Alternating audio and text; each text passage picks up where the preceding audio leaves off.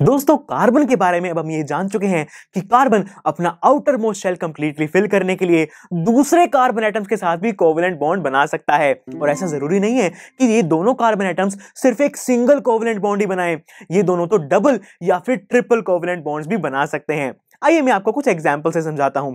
जैसे कि अगर मैं बात करूं एक मॉलिक्यूल जिसका फॉर्मूला है C2H6 उसके बारे में, तो यहां पर हमारे पास 2 कार्बन के एटम्स हैं और 6 हाइड्रोजन के एटम्स प्रेजेंट हैं। तो इसलिए मैंने इन दोनों ही कार्बन्स को 3 हाइड्रोजन एटम के साथ बॉन्ड कर दिया। लेकिन दोस्तों जो हमारा कार्बन का आउटर मोस्ट शेल है उसके अंदर 4 इलेक्ट्रॉन्स प्रेजेंट होते हैं, यानी कि इस कार्बन एटम को अपना outermost shell completely fill करने के लिए 4 और इलेक्ट्रॉन्स की जरूरत है और इसीलिए ये कार्बन एटम 4 कोवलेंट बॉन्ड्स बनाता है। लेकिन दोस्तों इस मॉलिक्यूल के अंदर हमारे पास ये जो 2 कार्बन एटम्स हैं अभी तक इनके तो सिर्फ 3 कोवलेंट बॉन्ड्स ही बने हैं। इसका मतलब इन दोनों ही कार्बन एटम्स का एक कोवलेंट बॉन्ड बनना अभी बाकी है। लेकिन दोस्तों अब हमारे पास और हाइड्रोजन के एटम्स तो है नहीं। इसका मतलब ये दोनों कार्बन एटम्स जो अपना सिंगल एक बॉन्ड बचा हुआ है वो एक दूसरे के साथ बनाएंगे और इसी के साथ हमारे पास हमारा C2H6 का स्ट्रक्चर बन चुका है। और आप यहां पर देख सकते हैं कि जो हमारा C2H6 का बॉन्ड स्ट्रक्चर है उसके अंदर दोनों कार्बन एटम्स एक सिंगल बॉन्ड से जुड़े हुए हैं।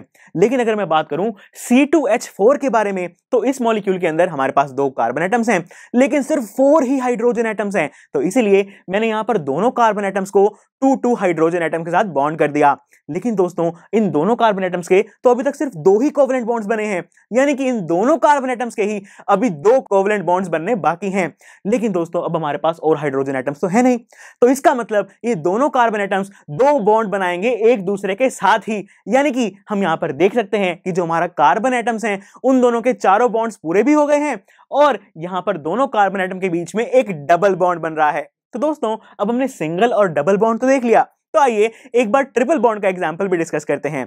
जैसे कि अगर मैं बात करूं C2H2 के बारे में, तो इस मॉलिक्यूल के अंदर हमारे पास 2 कार्बन के एटम्स हैं और सिर्फ 2 ही हाइड्रोजन के एटम्स हैं। तो मैंने यहां पर दोनों ही कार्बन एटम्स को 1 हाइड्रोजन एटम के साथ बॉन्ड कर दिया। यानी कि स्टूडेंट्स अब मेरे पास इन दोनों ही कार्बन एटम्स के 3 कोवलेंट बॉन्ड्स बनने बाकी हैं और क्योंकि अब हमारे पास और हाइड्रोजन एटम्स तो है नहीं, तो ये क्या करेंगे, ये दोनों कार्बन एटम्स एक दूसरे के साथ ट्रिपल बॉन्ड बना लेंगे और इसी के साथ इन दोनों ही कार्बन एटम्स के 4 कोवलेंट बॉन्ड्स पूरे हो गए हैं। और दोस्तों हम यहां देख सकते हैं कि C2H2 के मॉलिक्यूल के अंदर दोनों ही कार्बन्स के बीच में ट्रिपल बॉन्ड बन रहा है। और फ्रेंड्स ऐसे कंपाउंड्स जिनके अंदर कार्बन और कार्बन के बीच में सिंगल बॉन्ड प्रेजेंट होता है उन्हें कहा जाता है सैचुरेटेड कंपाउंड्स, जबकि ऐसे कंपाउंड्स जिनके अंदर कार्बन और दूसरे कार्बन एटम के बीच में डबल या फिर ट्रिपल बॉन्ड्स प्रेजेंट होते हैं उन्हें कहा जाता है अनसैचुरेटेड कार्बन कंपाउंड्स। और दोस्तों जैसा कि हम यहां पर देख सकते हैं कि इन सभी कंपाउंड्स के अंदर कार्बन और हाइड्रोजन प्रेजेंट है, इसीलिए इन्हें हाइड्रोकार्बन्स भी कहा जाता है। लेकिन हमारे कार्बन कंपाउंड्स की वर्सेटैलिटी अभी यहीं पर खत्म नहीं हुई।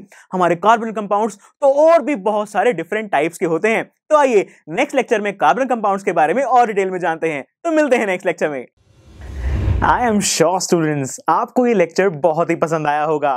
तो अगर आप अपने हर कंसेप्ट को इतने ही मजेदार और इंटरेस्टिंग तरीके से क्लियर करना चाहते हैं तो डाउनलोड कीजिए हमारी PuStack ऐप, जहां पर आपके लिए और भी बहुत सारे ऑप्शंस अवेलेबल हैं, जैसे कि sample papers, back exercise solutions, written answers and much more. So what are you waiting for? Download the app now.